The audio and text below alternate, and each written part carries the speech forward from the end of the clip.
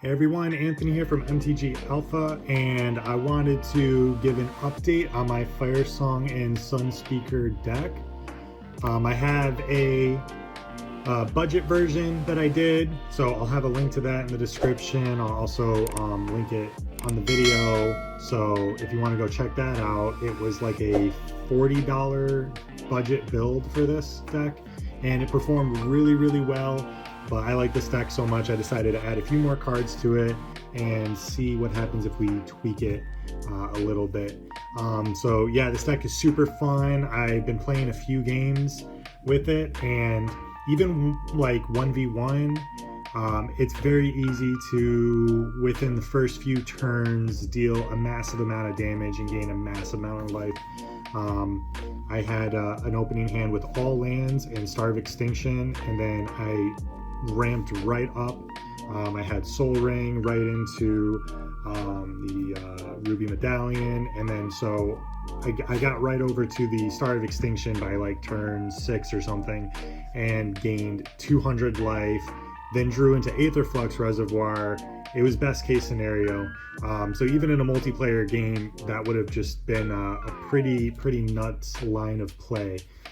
So yeah, super fun. And so we're gonna go through this deck. I also have a deck list in the description.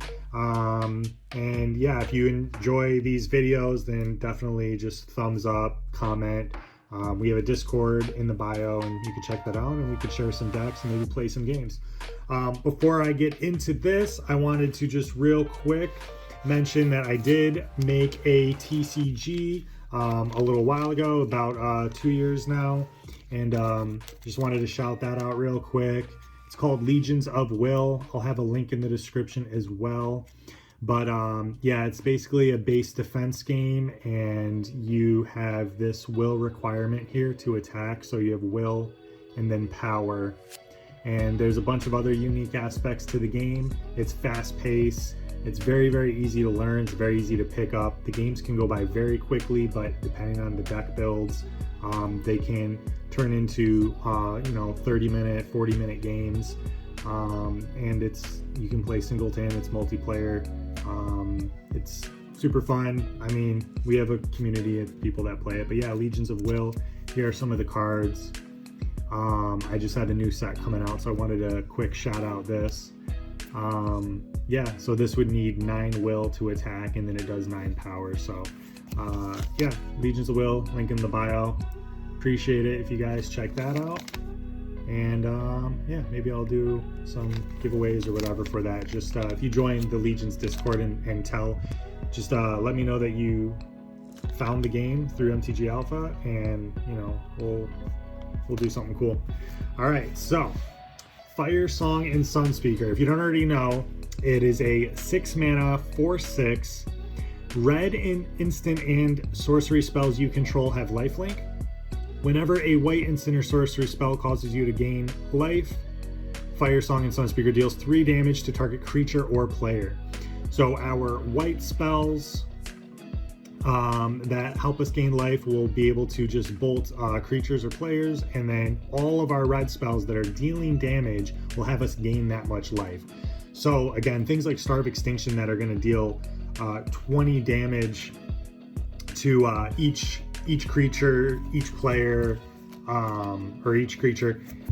It is so much life gain. So it actually, interesting enough, it works out nice to gift creatures for our opponents, and I'll show you some of those examples. There are a few combos in the deck too that work out really well. So we have Grinning Ingus, cost 3. You can pay a red to return it to your hand and then gain 2 colorless and red, so it's cost. So we can storm off with Grinning Ingus pretty easily, and we can do that with Burgie. So whenever you cast a spell, add red. Until end of turn, you don't lose mana as stops and phases end. So we can cast Grinning Ingus for 3. We gain 1 red, which we could use to activate its ability, and then we can just do that infinite amount of times. That can give us Infinite Storm, which will gain us infinite life, and that'll also with impact tremors, we can get infinite ETB triggers and deal 1 damage infinitely to each opponent. You could also sort of work it out with Runaway Steamkin. You can sort of get it going there. And we also have Treasonous Ogre, which is a very, very good card. It's very risky because it's tempting enough to just pay however much life and get all that red mana. Pay 3 life and add 1 red mana to your mana pool. So super, super good card. But with that, we can, with Grinning Ignis and Treasonous Ogre and Aetherflux Reservoir out, we could eventually start netting life. So then the pay 3 life will actually, from all of the cast triggers, from all the storm, will actually start netting life. And then we can just use that ability to add red and then get infinite ETB, increase our storm count, gain more life, and then just end up dealing 50 damage to any target, because Aetherflux Reservoir does just that. Whenever you cast a spell, you gain 1 life for each spell you've cast this turn, and then pay 50 life to deal 50 damage to any target. So there are a few combos and plenty of cards that can get us there. And Impact Tremors is whenever a creature enters the battlefield under your control, deal 1 damage to each opponent. So they're also good as with themselves. Like, you don't need the combo pieces out, but you can end up going infinite. Another infinite combo that you could trigger in here is with All Will Be One. Whenever you put 1 or more counters on a permanent or player, All Will Be One deals that much damage to target opponent, creature and opponent controls, or planeswalker and opponent controls. That goes infinite just by itself with War Elemental. When it enters the play, sacrifice it unless an opponent was dealt damage this turn, but guess what? We're dealing lots of damage. Whenever damage is dealt to an opponent, put that many +1/+1 counters on War Elemental. So as long as we can trigger the ability here, we deal damage to an opponent. That will let us put a counter on War Elemental.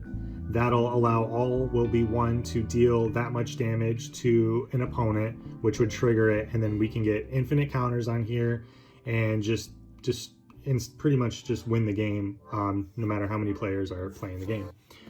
It also works out pretty nicely with Soulscar Mage.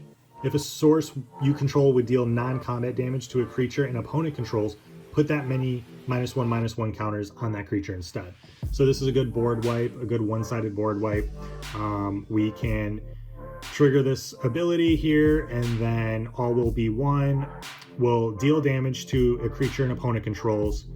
Soulscar Mage will put a -1/-1 counter on it instead, and since that creature gets a counter, we can put however many counters on that creature and then go on to the next one, onto the next one, onto the next one, and then just nice little one-sided board wipe that gets around indestructible and things like that. So pretty crazy right there. This deck has a lot of viability to it just because of those.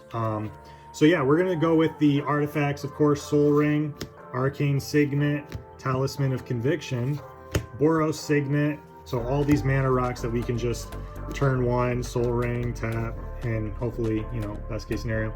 Ruby Medallion, red spells you cast, cost 1 less to cast. Primal Amulet, instant and sorcery spells you cast, cost 1 less to cast. And then if there are, every time you cast an instant or sorcery, put a counter on it. If there are 4 or more charge counters on it, you can transform it. When you transform this, you get to tap it, add 1 mana of any color to your mana pool. If it's used to cast an instant or sorcery, you can copy it and choose new targets for the copy. Sorry about that. There you go. So yeah, copying any spell, because we're spell slinging, we're dealing lots of damage, so being able to double up on that is pretty nice. Pyromancer's Goggles is pretty similar. Tap, add red, and you can, if it's spent to cast a red instant or sorcery, you can copy it, choose new copies for the card, copy, and then new targets, whatever. All right, and then so we have Cosmos Elixir. At the beginning of your end step, draw a card if your life total is greater than your starting life total. Otherwise, you gain 2 life. So gaining life is great, but most of the time we're just drawing cards because this deck gains life better than Oloro does. Basilisk Collar. Equipped creature has Death Touch and Lifelink, so we can put that onto our commander, and then when he deals 3 damage to a creature, we'll gain life, and we can just destroy that creature for dealing that 3 damage. Swiftfoot Boots to protect our commander. Dark Steel Plate to also protect our commander. Very important in this deck. We're dealing 20 damage, 3 damage, 5 damage, 10. We're dealing tons of damage. We're spreading it all across the board. So keeping our commander out is nice because a lot of times, you know, he's probably just going to die from all the damage. So, but that's fine because you're most likely at an advantage anyways. But it's even better to keep that out. Sun Forger. Equipped creature gets +4/+0. You can pay 3 to equip it, pay 3 to cast it, pay 2 to unattach it. When you do, you get to search your library for a red or white instant card with CMC 4 or less. You can cast it without paying its mana cost, and then shuffle.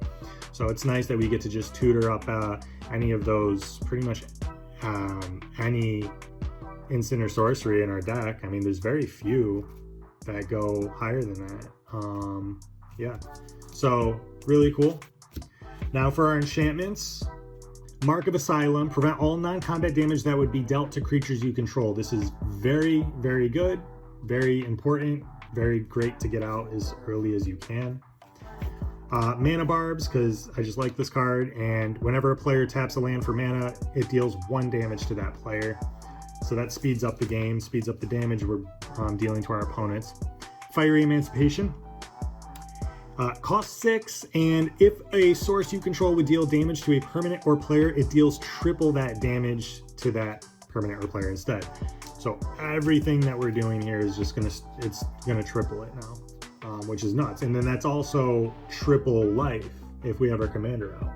So if we're gonna deal 3 to something, and then that 3 turns into 9, we're not only dealing 9 damage, we're also gaining that much life. Weathered Wayfarer for a little bit of ramp. We get to pay a white, tap, search for any land card, and put it into our hand. There are also some other cards you could throw in here, like land tax, which is great, but I kind of go, it's mostly red in here, so very few plains. Stormwild Caprador. This card's really good. 3 mana cost, 1/3. With flying, if non-combat damage would be dealt to this card, prevent that damage, and then put a 1/1 counter on it for each 1 damage that was prevented. So we deal 20 damage to it, prevent all of it, and now we have a 21 flyer, which is great. Electrostatic Field, more so if you're, you know, casting low cost cards and just spell slinging, going on, you know, Storm or whatever with that. But whenever you cast an instant sorcery, it deals 1 damage to each opponent. It's just a good card in general. It's not the most synergy in this deck specifically, but it's still a fun card. Torbrand, of course. If a red source you control would deal damage, it deals that much +2. We have Urabrask for whenever you cast an instant or sorcery, deal 1 damage to target opponent, and you get to add 1 red. Its ability is pretty cool. So you can pay a red, exile it, return it to the battlefield, transform, activate this only as a sorcery, so during your turn, and only if you've cast 3 or more instant or sorcery spells, which, yeah, it's possible. And when you do that, it enters as a saga. This will deal 3 damage to target opponent and each creature they control. So spreading damage like that is great. We get to create 3 treasure tokens, then until end of turn, so by the 3rd turn, you may cast instant and sorcery spells from any graveyard at all, most likely ours, but anyone, that's cool. If a spell cast this way, it would be put in a graveyard, exile instead, and then it comes back as Urabrask again, and we get to try to do it all over again. But this deck moves so fast that I haven't even gotten a chance to take advantage of Urabrask's ability fully, because I'm gonna have to do a gameplay video with this deck so you guys can see. But you know, also you could build it you know, for like $30 minus all this upgraded stuff, and really see for yourself how much fun it is. Sulfim Mayhem Dominus, cost 4. It's a 5/4. If a source you control will deal non-combat damage to an opponent or a permanent an opponent controls, it deals double that. So we're dealing that much +2, that much +1, double, triple. So we can double it, we can triple it, which I've done, and it's pretty nuts. We can also give it indestructible. Fire Servant, red instant or sorcery spells you control will deal double damage, doubling it again. And then Nahab the Eternal, I just got this card. I almost want like 4 copies of this card because it's pretty much good in like most of my decks that have red, like Rakdos and stuff. Nekasar wouldn't be bad. At the beginning of your post-combat main phase, add 1 red to your mana pool for each 1 life your opponents have lost this turn. That is a ton. I don't even know what I'm going to do with all of that. We could dump it into an X spell, which there are a few. So, and he's also just a 4/6, and whenever he becomes blocked, that defending player loses 3 life. So he can, his own ability works with himself pretty good. Stormkiln Artist. Whenever you cast it or copy an instant or sorcery, create a treasure token. Again, better if you're playing multiple instant or sorceries. We're kind of just playing like a few big ones and winning the game real easily. Yeah, okay. Brash Taunter, such an amazing card. It costs 5 and it is a 1/1. It is indestructible, and whenever it's dealt damage, it deals that much damage to target opponent. So when we're playing Star of Extinction and we're dealing, you know, 20 damage to Brash Taunter, but maybe it's doubled and then maybe it's tripled, so we're dealing a ton of damage and then we can just deal that much to their face. It's very, very powerful. We can just straight up deal 20, 30, 40, 50 damage to our opponent, and Brash Taunter gets to live to tell the tale. He gets to hang around with that indestructible ability. I have Balefire Dragon in here because why not? I have it as a mono red card and I don't have the deck to put it in, and it's pretty good. Whenever it deals combat damage to a player, it deals that much damage to each creature that player controls. So it does fit that, dealing this like spread of damage to all of our opponents and their creatures. So that's cool. For the multicolored cards here, we have Rem Kurulos Stalwart Slayer. Cost 3, it's a 2/3, flyer, haste. If a source would deal damage, if a spell would deal damage to you or another permanent you control, prevent that damage. That's good. So it's kind of like Mark of Asylum, except it just doesn't work for itself, only other permanents. If a source would deal damage to an opponent or permanent, it'll deal that much +1 instead. So we're increasing the amount of damage. That's great. Boros Reckoner, when he's dealt damage, deal that much damage to target creature or player. He doesn't have indestructible though, but if we throw that Darksteel Plate on him, now we have 2 Brash Taunters out. Radiant Scroll Wielder kind of does what our commander does. Instant and sorcery spells you control have lifelink. At the beginning of your upkeep, exile an instant or sorcery card at random from your graveyard. You may cast it this turn and then exile that. Balefire Liege. Other red creatures you control get +1/+1. Other white creatures you control get +1/+1. Whenever you cast a red spell, it deals 3 damage to target player. So that's really good. And whenever you cast a white spell, you gain 3 life. So you cast a white spell, you gain 3 life, regardless if you're gaining life from it or not. It just, and that is any spell too, not just instant or sorcery. So really good. Helps us gain more life and deal more damage. Blaze Commando. Whenever an instant or sorcery spell you control deals damage, put 2 1/1 red and white soldier creature tokens with haste onto the battlefield. Pretty nuts. Yeah, we're dealing damage to multiple creatures with the spells that we're playing, so we're getting lots of these tokens out. Really good.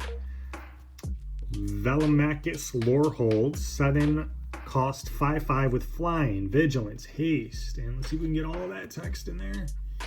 Whenever he attacks, look at the top 7 cards of your library. You may cast an instant or sorcery spell with mana value less than or equal to his power from among them without paying its mana cost. Put the rest in the bottom of your library in any order.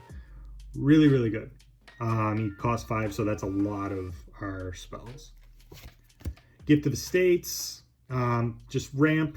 If an opponent controls more lands than you, search your library for up to 3 plains cards, reveal them, and put them into your hand. Then shuffle.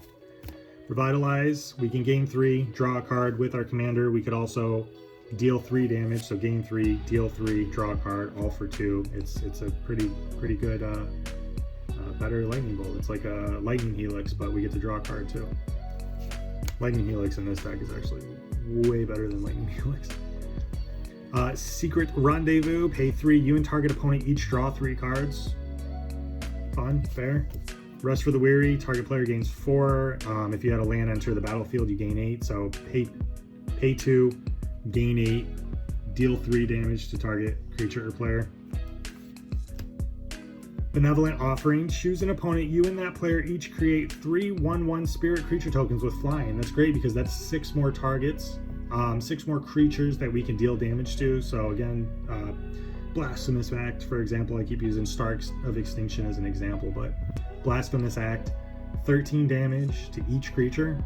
So now we have 6 more targets to deal 13 damage to, and then gain that much life. And if we're doubling or tripling that, we're dealing over 30 damage to 6 different creatures. So it's like, it's over like 360 damage. We're gaining that much life. It's absolutely nuts. So I like this card a lot for the fact that we're giving ourselves more targets. Choose an opponent. You gain 2 life for each creature you control, and that player gains 2 life for each creature they control. Risk factor. We have ways to sort of draw cards in this deck with red. Target opponent may have risk factor. Deal 4 damage to them. If they don't, you draw 3 cards. It has jumpstart. And again, we're doubling, we're tripling. So this is 4 damage, plus 1 is 5, plus 2 is 6. If we're going to double it, that's 8. If we're going to triple it, that's 12. So our opponents really start second guessing, especially when they're being dealt so much damage. And a lot of times we get to just draw those 3 cards and get us to where we need to go. Browbeat's very similar. Any player may have it, deal 5 damage to them. If no one does, then target player draws 3 cards. That's going to be us. Wheel of Misfortune. What's fun about this card is, with your commander, you can choose any number. You can choose 1,000, and you won't be dealt that much damage because you're going to gain that much life. So you gain the damage, but then you gain the life, and so it just cancels itself out. So there are some even more shenanigans with this already confusing card. I could try to explain it now just in case, but each player secretly chooses a number 0 or greater.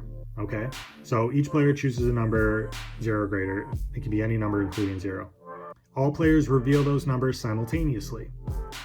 Wheel of Misfortune deals damage equal to the highest number to each player who chose that number. So whatever player chose the highest number, they're going to be dealt that much damage. So like I said, we could choose 1,000, and then we'll be dealt 1,000 damage, gain 1,000 life. Each player who didn't choose the lowest number will be able to discard their hand and draw 7 cards. So choose the highest number, you're going to be dealt that much damage, and you're going to wheel. So you're basically guaranteeing yourself the ability to wheel. So again, we can just choose 1,000, be dealt 1,000 damage, gain 1,000 life, guarantee ourselves to draw 7 cards. So if we're down to 0 cards, we're going to pay 3 and then draw 7, guaranteed. And then any player that wants to play it safe, they can just say 0, and then they don't get dealt any damage, and then they don't draw any cards. So yeah, that's how it works in this deck, at least. Reverberate, we can copy instant or sorceries like Wheel of Misfortune, and Increasing Vengeance, we can do the same thing. It also has flashback, and if we play it from our graveyard with its flashback cost, we get to copy it twice.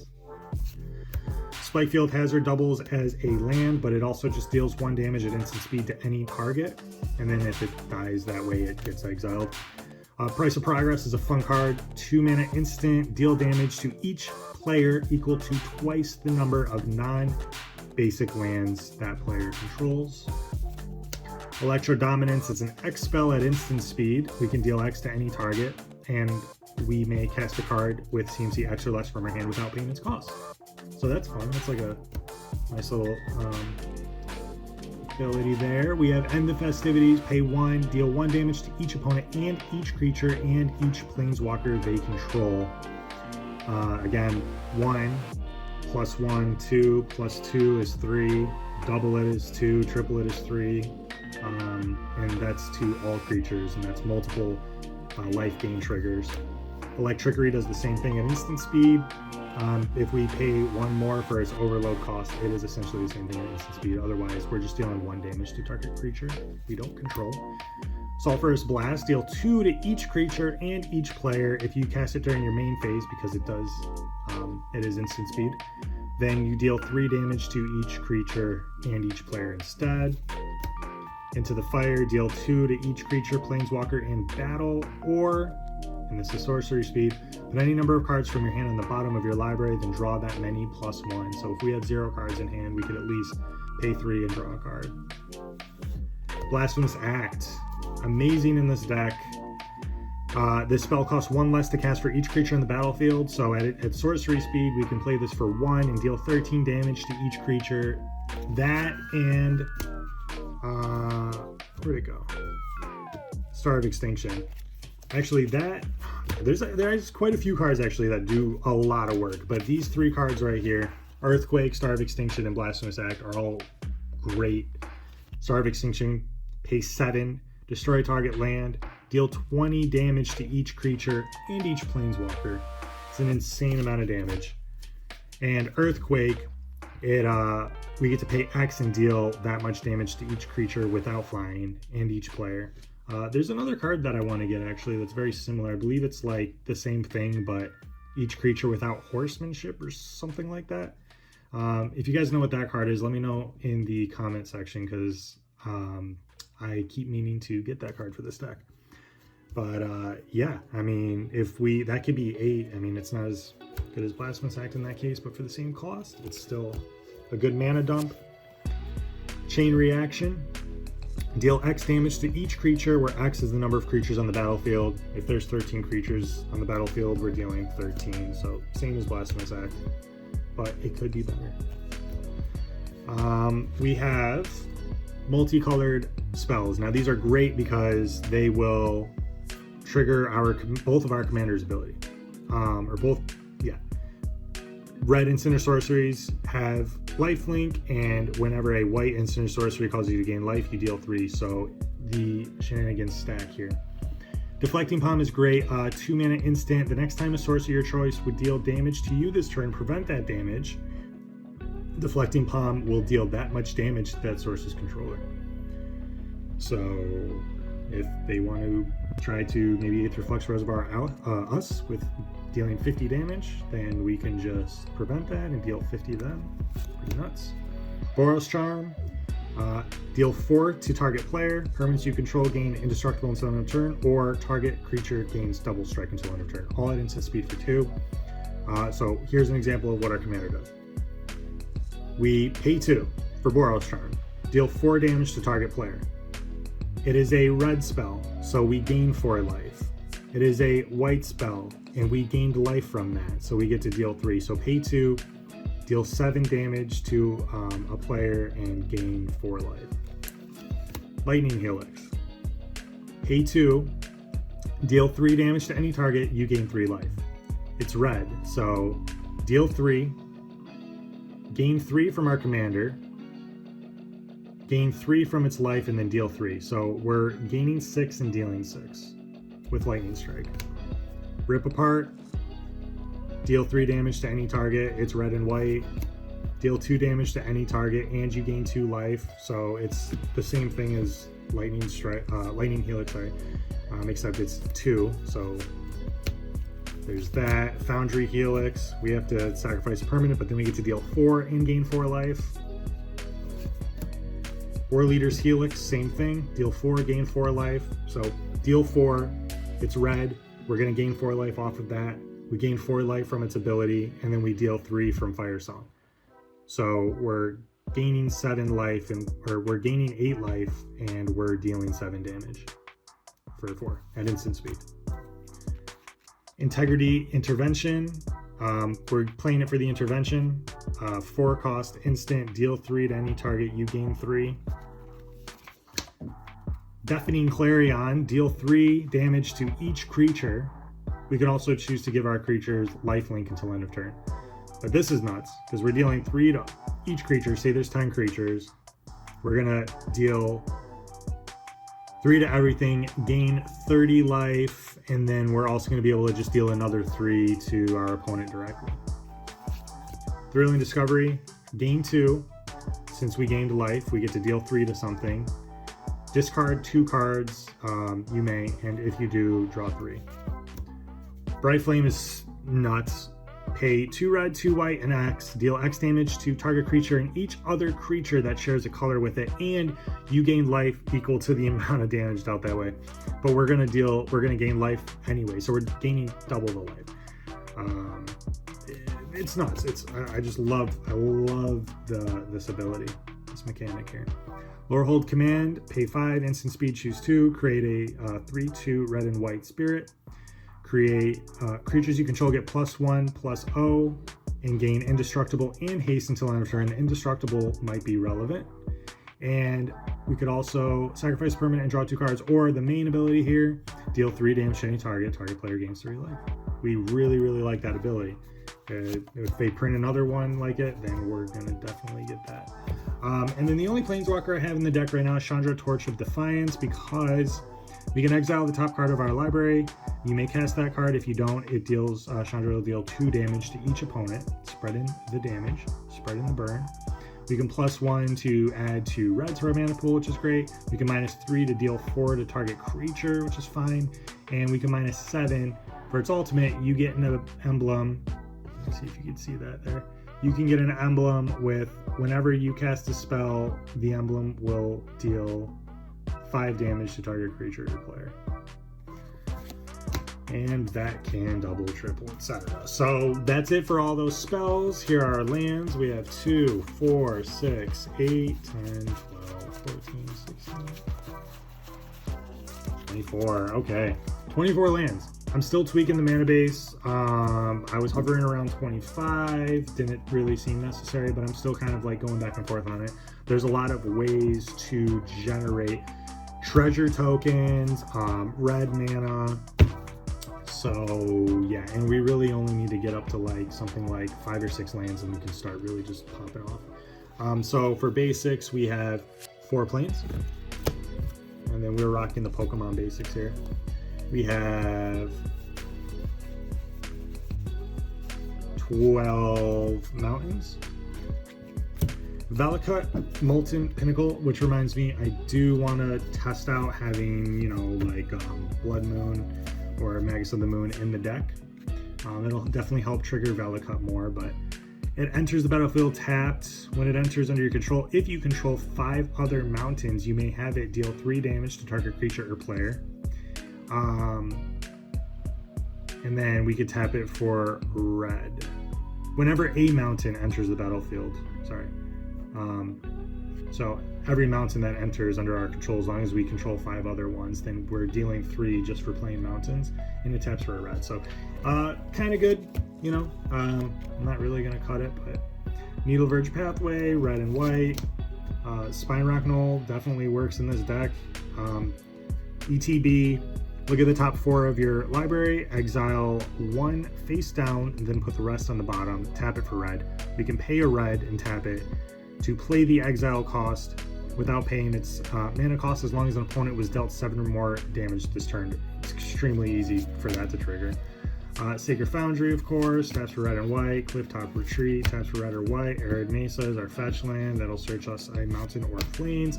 Spectator Seeding comes in untapped if we're playing multiplayer, taps for red or white. And then Nykthos Shrine to Nyx. So we can pay 2, tap it, and choose a color red. Add to your mana pool an amount of mana equal to your devotion. So whatever our devotion is to red, we can pay 2 and then gain that much. Or we can tap it for colorless. So yeah, that is the upgraded version of the Firesong and Sunspeaker deck. Deck list is in the description, and hope you guys like it. Let me know what cards you would add to this deck. There's a few I'm thinking about. Not sure what to cut, so let me know what cards you would cut from the deck and then what you would add in instead. So that's it. Thanks for watching. Until next time, peace.